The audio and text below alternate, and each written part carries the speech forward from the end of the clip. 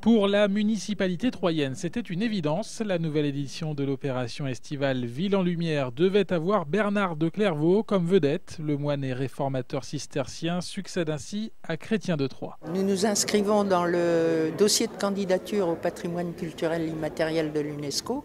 C'est pour ça que l'an dernier, on a décliné un spectacle autour de Chrétien de Troyes. Cette année, autour de Bernard et sans doute l'an prochain qu'on fera le troisième personnage qui est Rachid. Il s'est trouvé que fin 11e et début 12e siècle, période phare pour Troyes, trois personnages ont convergé sur ce territoire. C'était Rachid, Bernard de Clairvaux et Chrétien de Troyes. Dans les rues troyennes de 2011, le personnage de Bernard de Clairvaux sera interprété par Christian Brindel. L'acteur de renommée nationale tient à rester dans sa ville pour jouer pour la deuxième année consécutive le rôle-titre de Ville en Lumière. C'est un projet qui me tient à cœur puisque Bernard de Clairvaux, c'est vraiment une figure du patrimoine troyen. On ouvre une porte en espérant que des gens se diront « tiens, il y a quelque chose à voir là » et qu'ils auront par eux-mêmes recherché approfondir une démarche vers ce qu'a été ce personnage. Le spectacle déambulera les vendredis, samedis et dimanches de juillet et d'août pendant 1h30 sur 5 sites autour de la cathédrale. Pour faire face au succès grandissant de l'opération, 27 000 spectateurs l'année dernière, le metteur en scène de la compagnie Les Larrons